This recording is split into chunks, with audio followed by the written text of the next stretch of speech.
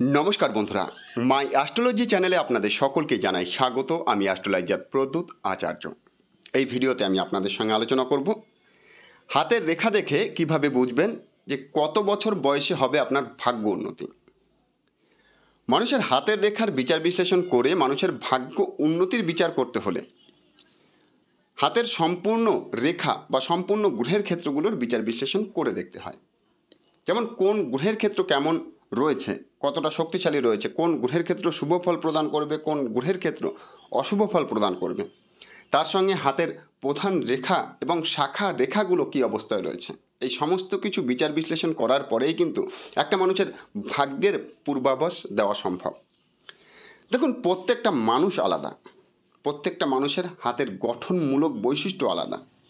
তাই আলাদা আলাদা গঠনমূলক বৈশিষ্ট্য হওয়ার কারণে একই ধরনের চিহ্ন, একই ধরনের রেখা বিভিন্ন মানুষের হাতে বিভিন্ন রকম ফল প্রদান করতে পারে। তবুও কিছু সংকেত মানুষের হাতে পাওয়া যায়, যেই সংকেতগুলো দেখে বা যে চিহ্নগুলো দেখে বোঝা যায় যে এই ব্যক্তি জীবনে কতটা উন্নতি করতে পারবে বা কোন বয়সে সে উন্নতি করতে পারে। তো সবার প্রথমে আমরা বিচার বিশ্লেষণ করব শনির ক্ষেত্র, কারণ শনিদেবকে বলা হয় কর্মপতি, কর্মফলদাতা বা ভাগ্যপতি। অর্থাৎ মানুষ যে কর্ম করে সেই কর্ম অনুযায়ী শনিদেব কিন্তু তাদেরকে ফল প্রদান করে। যদি শনির ক্ষেত্র সুন্দর সুগঠিত হয়, তার সাথে শনির আঙুল যদি পীড়িত না হয়, বক্র না হয়, সুন্দর সুগঠিত অবস্থায় এককভাবে দাঁড়িয়ে থাকে, তাহলে ধরে নিতে হবে তার ভাগ্যক্ষেত্র কিন্তু শুভ। শনির ক্ষেত্র এমন একটি ক্ষেত্র যেই ক্ষেত্র খুব বেশি উঁচু হলেও শুভ নয়, খুব বেশি নিচু হলেও শুভ নয়। অর্থাৎ মাঝামাঝি অবস্থায় থাকতে হবে। খুব বেশি ফোলা হলে, এই অংশ যদি খুব বেশি ফোলা ফোলা ভাব হয়, তাহলে সেটা কিন্তু নেগেটিভ ফল প্রদান করে। আবার খুব বেশি ডাউন হয়ে গেলেও সেটাও কিন্তু নেগেটিভ ফল প্রদান করে। তাই মাঝামাঝি অবস্থায় থাকতে হবে। আর তার সঙ্গে যদি শনির ক্ষেত্রে একটি ভাগ্যরেখা থাকে, যে ভাগ্যরেখা কোনো অশুভ রেখার দ্বারা পীড়িত হয়নি, যেমন ভাগ্যরেখা রয়েছে এখানে একটি ক্রস চিহ্ন গঠন হয়ে গেছে, এটা কিন্তু নেগেটিভ ফল প্রদান করবে। বা ভাগ্যরেখা রয়েছে, রাহু রেখা এসে একে কেটে দিয়েছে, বা ভাগ্যরেখাকে কোনো আড়াআড়ি রেখা কেটেছে, বা ভাগ্যরেখার উপরে কোনো জপ চিহ্ন, দ্বীপ চিহ্ন রয়েছে, ঠিক এইভাবে এগুলো কিন্তু নেগেটিভ ফল প্রদান করে। আবার যদি এটা মৎস্য চিহ্ন হয়ে যায়, তাহলে কিন্তু সেটা যথেষ্ট শুভ ফল প্রদান করে। মৎস্য চিহ্ন এইভাবে হতে হবে, মৎস্যের লেজ নিচের দিকে থাকবে, তাহলে কিন্তু এটা অত্যন্ত শুভ শনির ক্ষেত্রে মৎস্য চিহ্ন। তাহলে শনির ক্ষেত্রকে দেখে নিতে হবে যে এটা শুভ আছে কিনা। তার সঙ্গে দেখতে হবে যে কোন গ্রহের ক্ষেত্র সাপোর্ট করছে। দেখুন, মানুষের উন্নতি বিভিন্ন সেক্টরে, বিভিন্ন ক্ষেত্রে হয়ে থাকে। অর্থাৎ ধন সম্পদ, অর্থনৈতিক দিক থেকে, লিডারশিপের দিক থেকে দেখতে গেলে অবশ্যই শনির সঙ্গে বৃহস্পতির ক্ষেত্রকে ভালো থাকতে হবে। কারণ বৃহস্পতিকে বলা হয় ধন সম্পদ, ঐশ্বর্য, অহংকার, লিডারশিপ ইত্যাদির কারক গ্রহ। অর্থাৎ যার শনির ক্ষেত্রের সঙ্গে বৃহস্পতির ক্ষেত্র সুন্দর সুগঠিত শুভ থাকবে এবং বৃহস্পতির আঙুলও এককভাবে দাঁড়িয়ে থাকবে, বৃহস্পতির ক্ষেত্রে যদি কোনো শুভ চিহ্ন দেখা যায়, সেটা আরও বেশি শুভ হয়ে দাঁড়ায়, তাহলে তার অর্থনৈতিক দিক থেকে কিন্তু যথেষ্ট উন্নতি হবে। বৃহস্পতির ক্ষেত্রে শুভ চিহ্নগুলো হলো ক্রস চিহ্ন, চতুষ্কোণ চিহ্ন, স্বস্তিক চিহ্ন, এই ধরনের স্বস্তিক চিহ্ন বৃহস্পতির ক্ষেত্রে দেখা যায়। এই ধরনের শুভ চিহ্নগুলো যদি বৃহস্পতির ক্ষেত্রে থাকে, তাহলে সেটাও কিন্তু অত্যন্ত শুভ। অর্থাৎ শনির ক্ষেত্রের পাশাপাশি বৃহস্পতির ক্ষেত্র শক্তিশালী হলে তার জীবনে অর্থনৈতিক দিক থেকে যথেষ্ট উন্নতি হবে। আচ্ছা, শনির ক্ষেত্রের সঙ্গে যদি রবির ক্ষেত্র ভালো থাকে, রবি হলো মান যশ প্রতিষ্ঠার কারক, রবি কিন্তু বিজ্ঞানের কারক। অর্থাৎ তার অর্থের প্রতি যে বেশি ঝোঁক থাকবে না, কিন্তু তার নাম ডাক প্রতিষ্ঠা যথেষ্ট থাকবে। অর্থাৎ সে যথেষ্ট সম্মানিত ব্যক্তি হবে। আবার দেখুন, শনির ক্ষেত্রে যদি ত্রিশূল চিহ্নের মতো দেখা যায় আর রবির ক্ষেত্রেও যদি শক্তিশালী থাকে, তাহলে কিন্তু সে কোনো সন্ন্যাসী টাইপের ব্যক্তি হবে। অর্থাৎ সে সংসারে থাকলেও তার মনোভাব দেখবেন অনেকটা সাধুদের মতো হয়ে রয়েছে। কারণ রবি কিন্তু অর্থনৈতিক বিষয় খুব বেশি চিন্তা করে না, সে নিজের মান যশ প্রতিষ্ঠা বা নিজের আত্মসম্মান বোধকে বেশি মূল্যায়ন করে। এরা যথেষ্ট সমাজসেবী প্রকৃতির মানুষ হয়ে থাকে। আচ্ছা, যদি শনির ক্ষেত্রের সঙ্গে রবির আঙুল, রবির ক্ষেত্র, বৃহস্পতির ক্ষেত্র, বৃহস্পতির আঙুল ইত্যাদি ভালো থাকে, অর্থাৎ এই তিনটে একসঙ্গে ভালো থাকে, তাহলে কিন্তু তারা যথেষ্ট ভালো লিডার হতে পারে। দেখুন, রবিকে বলা হয় রাজা, অর্থাৎ লিডার হতে গেলে তার মধ্যে রাজকীয় ভাব থাকতে হবে। আর বৃহস্পতিকে বলা হয় গুরু, অর্থাৎ লিডারশিপের কারক। গুরু সবাইকে যেমন পরিচালনা করতে পারে, বৃহস্পতির ক্ষেত্র ভালো থাকলে কিন্তু তার মধ্যে লিডারশিপের গুণাবলী অনেক বেশি ডেভেলপ হয়।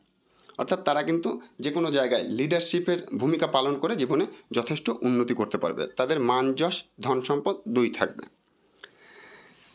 এরপরে দেখতে হবে যদি বুধের ক্ষেত্র ভালো থাকে। শনির ক্ষেত্র ভালো থাকার পাশাপাশি যদি বুধের ক্ষেত্র যথেষ্ট সুন্দর, সুগঠিত, শক্তিশালী হয়, বুধের আঙুল যদি প্রায় রবির আঙুলের সমান সমান জায়গা থেকে ওঠে, এতটা জায়গা নিয়ে ওঠে, তাহলে ধরে নিতে হবে তার কিন্তু বুধের ক্ষেত্র যথেষ্ট শক্তিশালী। আর বুধকে বলা হয় বুদ্ধির কারক, বুধ ব্যবসার কারক।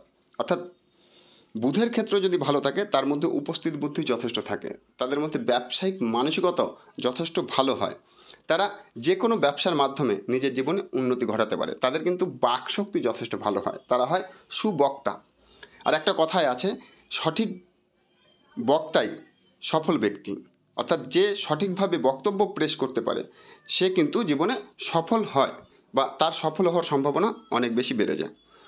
আর যদি এই উপরের চারটে ক্ষেত্রই একসঙ্গে সুন্দর, সুগঠিত, শক্তিশালী থাকে, তাহলে কিন্তু সে জীবনে যে কোনো কর্মে যথেষ্ট উন্নতি লাভ করতে পারে, অর্থাৎ তার কর্মস্থান কিন্তু যথেষ্ট সুন্দর, সুগঠিত এবং শক্তিশালী হয়।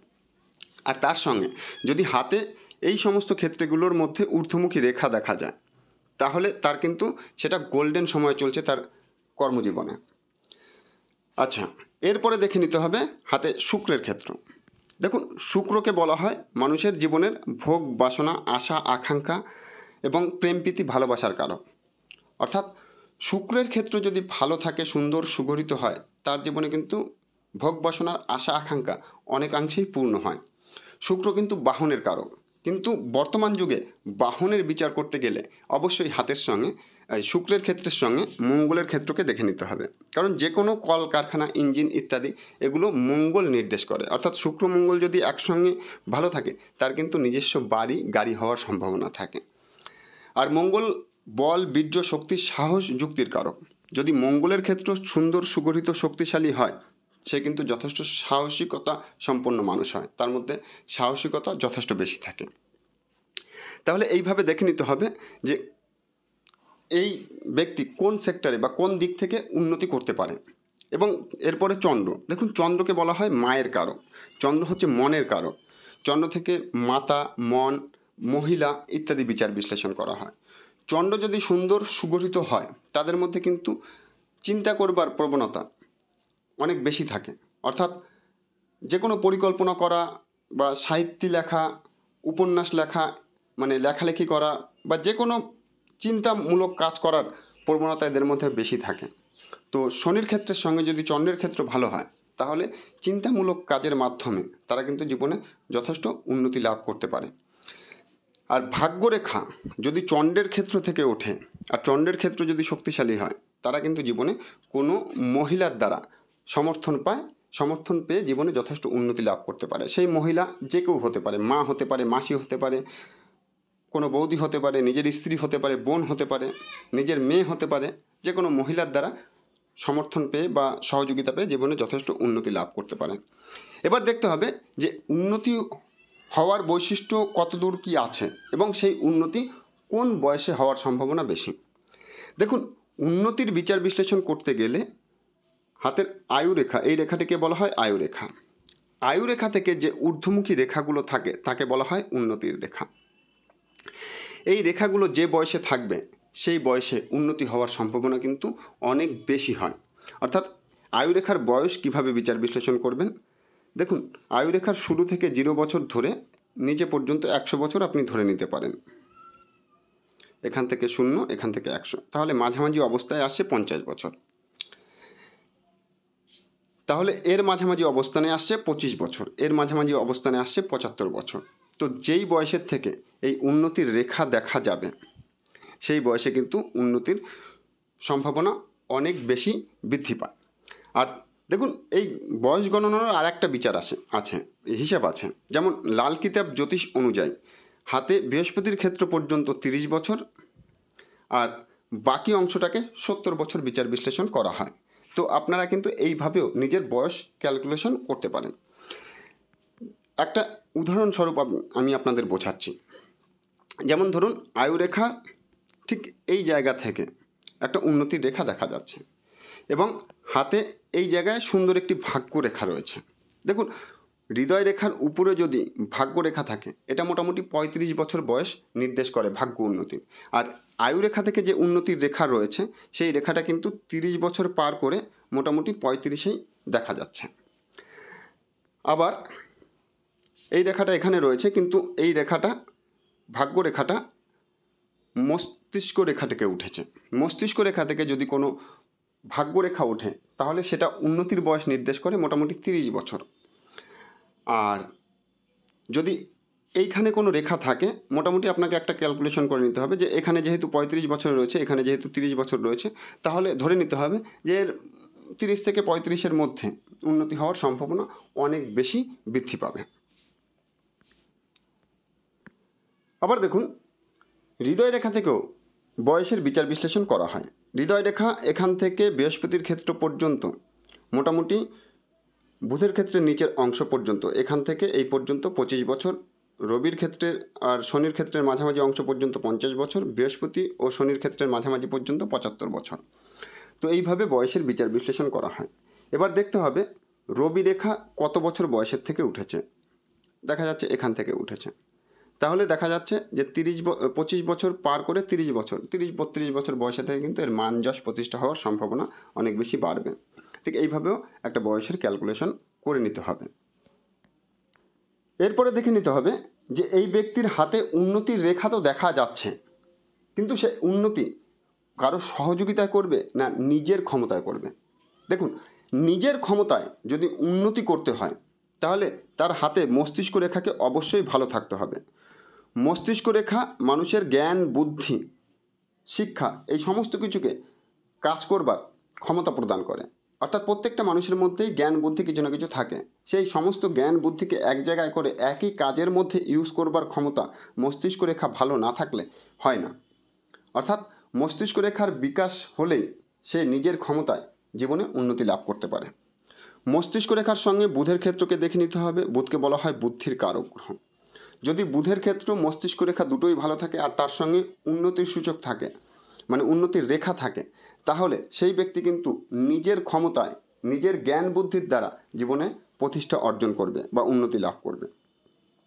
মস্তিষ্ক রেখার সঙ্গে আয়ু রেখা কতটা গ্যাপ রয়েছে বা কতটা মিলেমিশে হাতের মধ্যে প্রবেশ করেছে। দেখুন, যে ব্যক্তির হাতে মস্তিষ্ক রেখা যত বেশি মিলেমিশে প্রবেশ করে, সেই ব্যক্তি কিন্তু তত ইমোশনাল প্রবণ হয়ে থাকে। অর্থাৎ তারা কিন্তু অন্যের প্রতি ভরসা করবার প্রবণতা অনেক বেশি বেড়ে যায়। আর তাই এরা একটু বেশি বয়সে উন্নতি হওয়ার সম্ভাবনা বেশি। অর্থাৎ যে বয়স পর্যন্ত মোটামুটি মস্তিষ্ক রেখা ও আয়ু রেখা একসঙ্গে হাতের মধ্যে মিলেমিশে প্রবেশ করবে, যেমনি দেখুন এটা বৃহস্পতি ও শনির ক্ষেত্রের মাঝামাঝি পর্যন্ত মোটামুটি চলে এসেছে।